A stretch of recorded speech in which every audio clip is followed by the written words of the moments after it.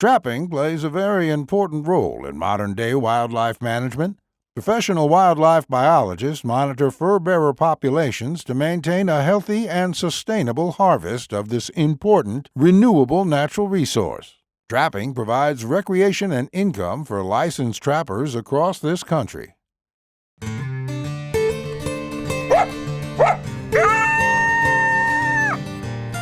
Who's Your Trapper Outdoors is brought to you by Who's Your Trapper Supply. J.3 Outdoors, manufacturer of the Hag Bracket and Body Trap Spring Clip. Leatherwood Creek Trapping Scents. Who's Your Trapper Deer Scents. And Leatherwood Wildlife Art. Okay, welcome to Episode 3, Season 9 of Who's Your Trapper Outdoors. On the second episode, we'll continue with our Arkansas trap line. Then we'll move to probably the Tennessee, depends on how things fall. And then we'll go to our semi-live, which we've been doing the past couple years. And that'll be current trapping of this season. And in some cases, the footage that we film will only be, a few days old. So anyways, that'll be current. That's been quite popular in the past. I want to mention our sponsor, J3 Outdoors. Jeff Haggerty makes awesome products, something we use ourselves, something I believe in. Good quality stuff, and the design, he has thought of everything. I mean, he's covered, for what he's offering, there's no other possibilities for that particular product. He's covered it all, so pretty amazing what he's accomplished and what he's put together. The Show Us Your Bottle contest, a couple clarifications on that. We're going to post, we need to put it on there, but we need to post the rules on that for the contest on the website. But basically, we need a picture of your catch or your kill, in the case of a deer hunting, with the bottle that you used for the success of your catch. So you can do end of the season or whatever, but the bottle of Who's Your Trapper line of lure, which includes Top Dog Predator bait or any of the deer scent that we have, has to be in the picture. So if that's not in the picture, unfortunately, you're going to be, that's kind of a disqualification. So that's kind of the basis of it. We're going to give 2 $100 gift cards for trapping and 2 $100 gift cards for deer hunters. And we'll do that drawing in March. So it's not based on the picture itself. It'll just be strictly a drawing. But to meet the qualifications, you will have to have a picture of, ideally, yourself with your successful catch or hunting pick along with the product. So go ahead and get those into us. I want to mention the Trap House podcast that Justin does.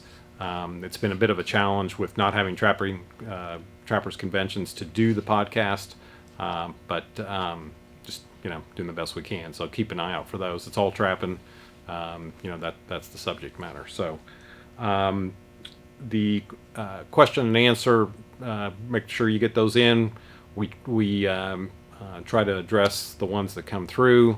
Typically, we'll try to answer them, when they come through either below this video or by way of email or even by phone. But if not, and then we normally will pick the questions and do them here on the show. Got to remember, if you have that question, most likely other people do as well, and so it helps everyone out. So no question. If you don't know, you don't know. So it's a good thing to inform others in addition to yourself. So I think that's it. Hope you enjoy the show.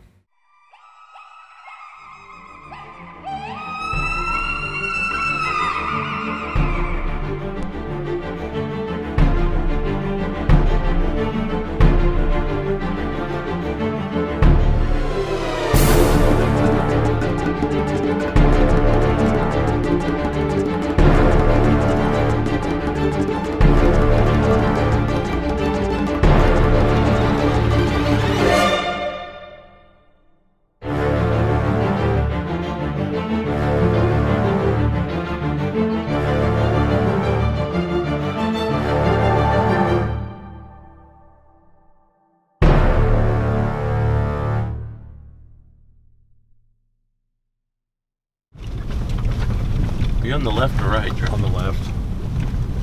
Oh, I see something jumping. There's a tree shaker! Woohoo!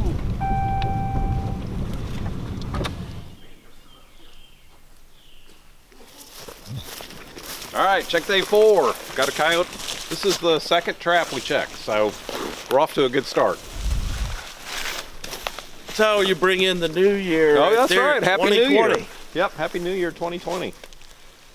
Our probably 10th New Year we've been on the out trapping and not at home, which is fine with me. So, anyways. All right, just caught the coyote. This is the set. Obviously, since he was on a drag, he was down there 10 yards or so. So, with really no disturbance at the set itself. And I fully realize that there's coyote smell on that trap, and we really don't have coyote smell here, which kind of goes against. But it's working for us. Really hadn't been an issue. So we always reset the same trap.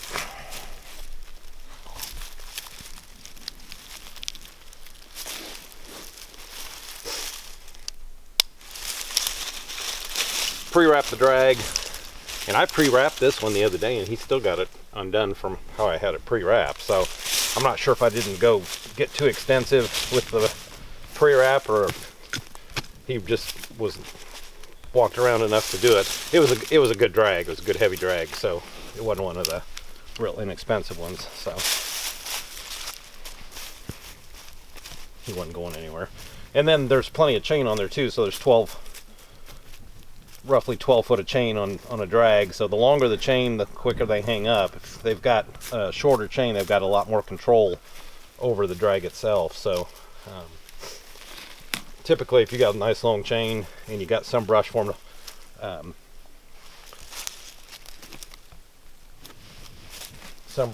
hang up on at some point, then they're not going anywhere. So.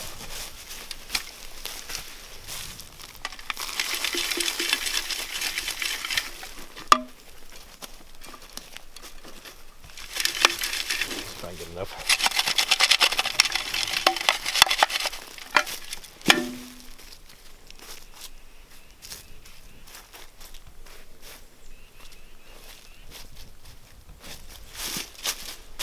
So there was kind of a dirt hole right here that's got the top dog in it. I had black gold up here on the top with some bobcat urine. I'm kind of, the dirt hole itself is not showing a whole lot. But just, I'm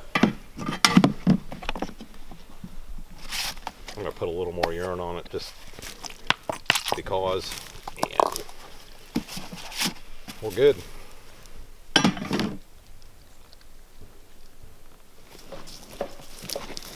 Alrighty, coyote number 2 for the day. Happy New Year continues. Good job, Charlie. Yep. So top dog predator bait still good in 2020? Yeah. Yeah. And into the future. So one thing, hey, while we're talking about that, top dog bait probably actually gets better with age, but it does get more liquidy. And that liquid stuff in there is excellent as it soaks into the dirt in your dirt hole. So don't be alarmed by that if you keep top dog for a year or so and it picks up as it breaks down a little bit more, it will become more liquidy. So anyways, that's a good thing. So for those of you that get concerned about that, it's everything's just fine. So anyways, standard dirt hole set, top dog bait, of course, fixing elixir, and bobcat urine. Take care of him and see what else. This is only like the, I don't know, 15th set or something, maybe. So got a lot more locations to check. So we'll see how the rest of the day plays out. There's never a way to really know if it's the same animal or not, but my dad's right behind me. He just caught that coyote. Came over to mine. Something had dug at the dirt hole, pulled the bait out. So, if it was him, we still got him. If it was something else, it got lucky, and maybe it'll be back.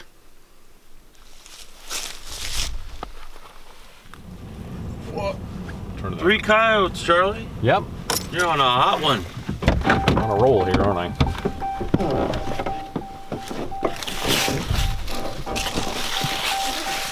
Pretty cool. Must have been a good coyote run at night.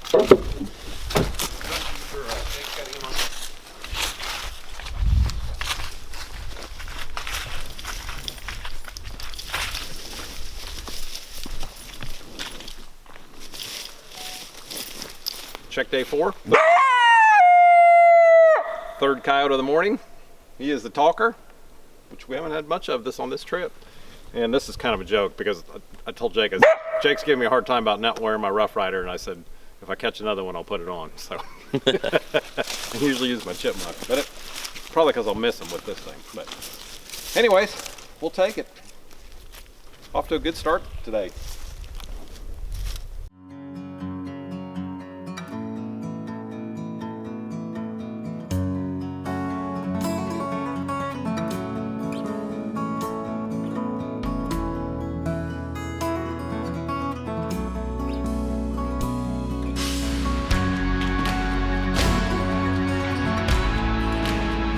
Hags Trapping Products by J3 Outdoors, the most versatile and efficient trapping devices on the market.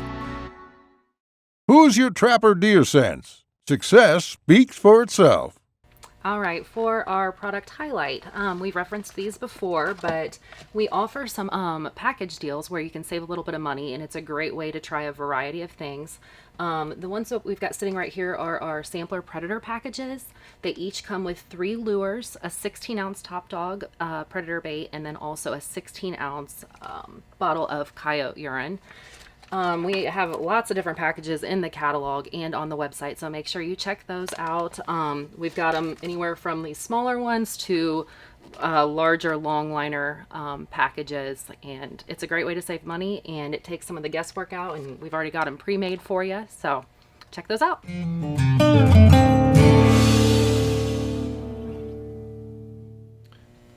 On our website, if you click on the Hoosier Trapper Outdoors logo, it'll take you to our YouTube page, and we have in addition to the Hoosier Trapper Outdoors show, the podcasts are on there as well, the Fur Shed series, and then there's kind of a new series on there called the How-To series. So these are quick reference videos that will say how to make a dirt hole set, how to skin a coyote, etc., etc. So if you need a quick reference, those are on there, and those are things that we'll be continually adding to. Some of them are as short as 5 or 6 minutes, and some of them are more involved, like the one that, or longer, like the one that on how to skin a coyote. So this video is actually off of the How-To series, and we're going to put it here in the show. But just a reminder that we do have that available as a separate show line on the Hoosier Trapper Outdoors YouTube page as a quick reference. Okay, muskrat skinning. So, big thing to make sure that you got them pretty much completely dry. Check them over like everything else. Lay him on his belly, or on his back, belly up, and just start basically at the heel and go up the side of the tail like that. And then put your fingers in the cut. Go down to the skin and go through. If you get a little bit of tail in there, that's good. And then just peel it down. These have been in the freezer, so they're a little bit mushy. So I'm trying to be a little bit careful with them. Same thing on that side. Just take your knife. If you can avoid cutting on top of fur, it's a good thing because the fur dulls it. So then you want to start just working your thumb around the leg, all the way under the skin, all the way through. Just pull up, and that will pop right there. I didn't cut that. I didn't cut around there. So if you just work your thumb around there like that and pull up, it just comes off where it needs to. Super simple. All right, so grab the skin, set the muskrat on his butt, and then we have taken the head, and we're actually just going to shove the muskrat through like that, inside out. Okay. Now this area right here, particularly since it's in the freezer, if we're going to try to avoid getting the guts all over the place, so I'm going to take my knuckles and just work that like that. Now we're to the front legs, same thing. Thumb in, thumb in. Now we're to the head. So shoulders, and if you pull a little bit, you can see these muscles right here, and those are holding the ear butts. So just cut that right there. And right in front of that's the eyes. if you enlarge an eye hole, it's not the end of the world. And then just take your knife right in the side of their mouth. Just like that. Pull. Got the whiskers right here.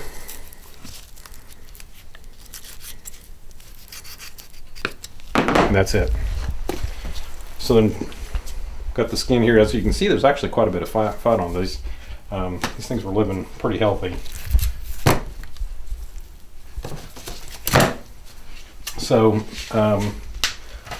what I do, basically, this is a really old fox board. This thing's like 40 years old. But, put the skin on, like so. Grab my flushing. And, Justin was just saying, he's behind the camera, how much you leave on muskrats. It doesn't seem like you're flushing them that clean. But all that red membrane stays on. It's very important that that stays on. So you don't have to work that hard on these.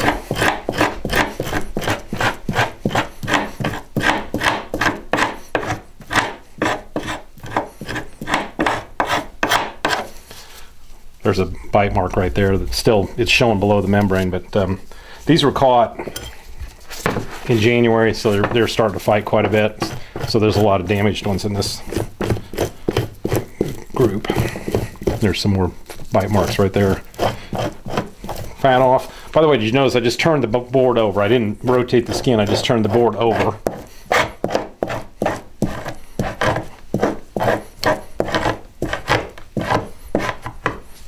Kind of the stuff becomes second nature to you. So then just lift up on the skin, rotate it, then we got the sides.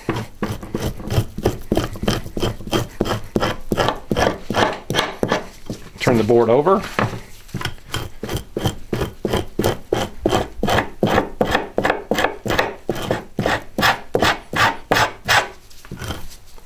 And that's it. Put it on the stretcher. Should have had one out already, but let me grab one down here. I still use a wire stretcher. I like muskrats on wire. They stack really nice. Just make sure you don't have any rust on your stretchers. That's the biggest thing, but and I use wire. There's no large fur buying outfit that uses wood. Skin goes on the stretcher, and obviously the skin goes on symmetrically. So here's your shoulder saddles on the membrane, 2 eyes, 2 ears. And if a lot of times when you skin them, it will actually stay on itself if you don't open the mouth up too much. But a lot of times you can use a clothespin. I've got a finishing nail here that I'm going to go through the nose like that, and then out, pull down.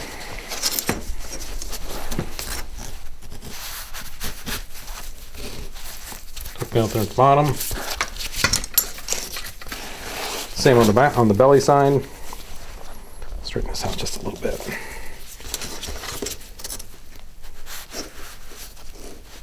Same there. Kind of give a little tug on the edges like that. And that's it. All right, one thing when I pinned this nose up, it's the same as anything else. When they measure these, they're going to measure from the nose to the highest side. Now this one's going to go as a damaged anyway, so it's not as critical. But if you don't pin that nose will slide down off that stretcher, and that'll be about a good 1/2 inch, 5/8 or so of stretcher showing there, and the nose will be down here. So you're going to lose that size.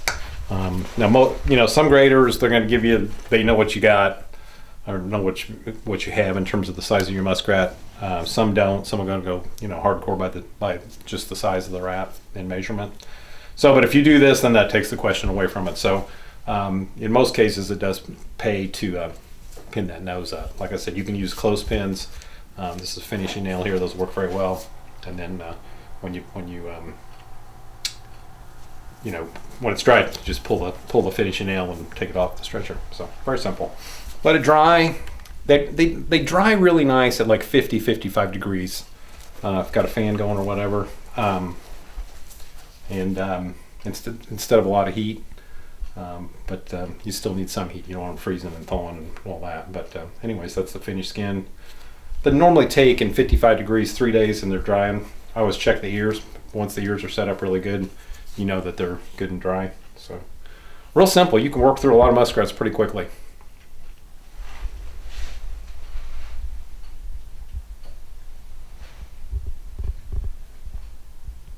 All right, question and answer. Got 3 things here that I kind of want to go over that were in the comments below the last past couple videos. One is someone said, if you use a cement mixer for wax dirt, much quicker and much more efficient, that type of thing. True, it is. Maybe someday we'll get one. I will say that with the cement mixer and the torch below it to heat it up with the flake wax, if there is vegetation in that dirt, a lot of times it will burn or get pretty hot. Even if your dirt's perfectly dry, but you've got some dried vegetation, and that would include roots, anything like that, that actually picks up that smell of that scorched root or grass or whatever may happen to be in there.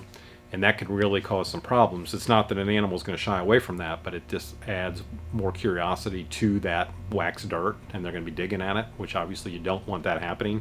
So, I mean, that kind of goes back to the idea of using a burnt piece of log or baits or lures that have some liquid smoke added to it.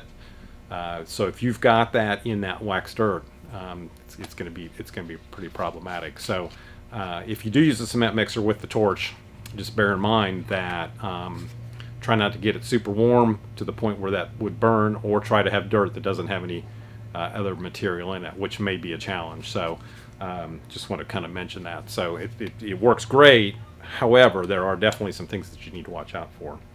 Somebody mentioned Carcass Disposal, what we do when we're on trips. You've got to check the laws for the state that you're in. But generally, if you're in national forest, and you can dispose of them so many yards from Forest Service road or whatever, down in a ravine, take a shovel with you, bury them, that kind of thing. So just kind of depends on the laws in the state that you're in regard to carcass disposal. Here at home or here at the shop, we have a service that comes and picks them up. So, and sometimes those rendering plants that you can take the stuff to directly. But that's something that you're going to have to probably do a little bit of homework on in your specific situation. But obviously we need to be responsible. Most people don't want to see that and have no appreciation to see that. So here again, it's our responsibility to maintain our level of professionalism as trappers in that end of in that aspect of carcass disposal.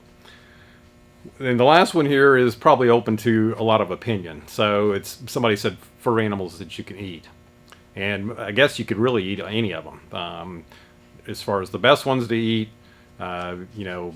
muskrat commonly eaten, raccoons commonly eaten, bobcat pretty commonly eaten as well. When you get to the other stuff, like I said, I'm sure you could eat it, but beavers, but it's. I saw somebody more than once on YouTube or whatever eating a coyote. I'm pretty much open to try anything, but that one probably is where I'm going to draw the limit. I'm going to draw the line on that one. I've just skinned too many nasty coyotes, and just there's just real no reason to eat that. If I was starving, that'd be one thing, but hopefully I never get that desperate. So as a follow-up on the backstrap to the bobcat, unfortunately that got mixed in with some other stuff, and so by the time we realized what had happened, it was probably a little farther gone than what we wanted to experiment with that. So we'll have to regroup on that. Next year we'll pull some and then we'll eat it, and we will. The suggestion was, hey, you guys ought to do a segment on preparing that bobcat backstrap, which we will do. Unfortunately, that one that we took out that you saw last episode, that did not work out. So anyways, that was just kind of a mix-up on our part. So keep sending the questions in. Certainly try to get them answered, and appreciate it. a lot of times, like I said, there are other people are interested in it as well. Leatherwood Trapping Sense. Success speaks for itself.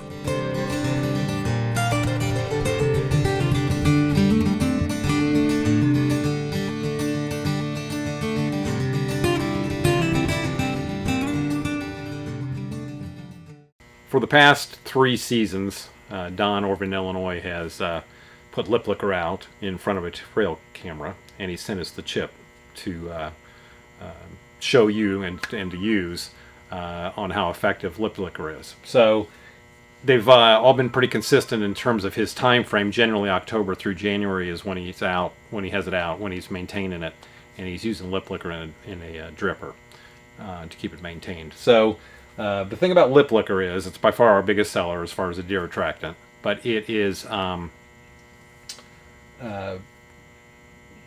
attractive to both bucks and does, and attractive to them all year round. So a lot of people put it out in front of the trail cameras starting in June or July because deer will respond to it then in the heat of the summer. If you can get a deer to respond to something in the heat of the summer, that's saying something. So it takes the complete guesswork out of what scent to use, since it's always effective. Whereas a doe in heat or a dominant buck, something like that, is pretty specific as to when to use it, and may not be particularly beneficial to use outside of that specific time. Whereas the lip liquor is, it's always good. And it'll work on does. So if you got does hanging around, particularly if you're in the rut, certainly that's a natural attractant for bucks, and then bucks will check this out as well. So, like I said, I guess I don't even have to brag about it. I'm going to let the trail cam chip brag about it for you. That's just basically the proof's in the pudding. So, the lip liquor is available in 4 ounce, 8 ounce, 16 ounce quarts, half gallons, or you can buy a gallon of it if you'd like. The other thing about lip liquor is if you buy it this year and you've got some left over, it will be just fine next year. So it keeps, even 2 years out or longer, it's going to keep. It's the same. So you don't have to worry about being concerned that if you bought a fair amount and you got some left over, it's still going to be good the following year. So that's a benefit to it as well. But the main thing is it's good every month of the year, works on both bucks and does, and here's the proof.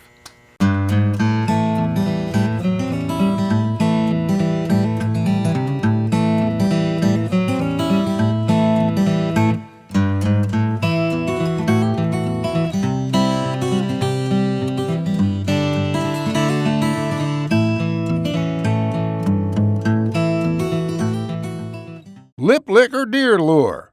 Success speaks for itself. Hey guys, thanks for watching Who's Your Trapper Outdoors. Just wanted to let you know that we do have our new fall catalog out. It's got lots of great products in there and photos. So if you would like to receive one, please visit us at www.hoosiertrappersupply.com, and it'll walk you through on how to request one. You can also print one out from there if you don't want to wait on one to come through the mail. We also would be more than happy to take a request over the phone at 317-881-3075. We are a complete trapline outfitter. We offer lots of great lures and baits, and we also have a complete line of deer scent. Yep, and also while you're online, follow us on social media. We're on Instagram, Facebook, YouTube, of course. We really appreciate it. You could give us a like or share if you can, and subscribe to the YouTube channel. That'd be great. And don't forget about the podcast that we have, the Trap House Podcast and the Fur Shed series. And also there's a Facebook group that I started called the Catch Circle, and that's open to anyone. It's a great trapping community. Ask questions, buy and sell lures and old traps, whatever. Anything trapping related is welcome. So we appreciate that, and we'll catch you on the next episode. Yeah. Thank you for all the orders and supporting our small family-owned and operated business. We truly appreciate it. Join us on September 18th for the next episode of Who's Your Trapper Outdoors.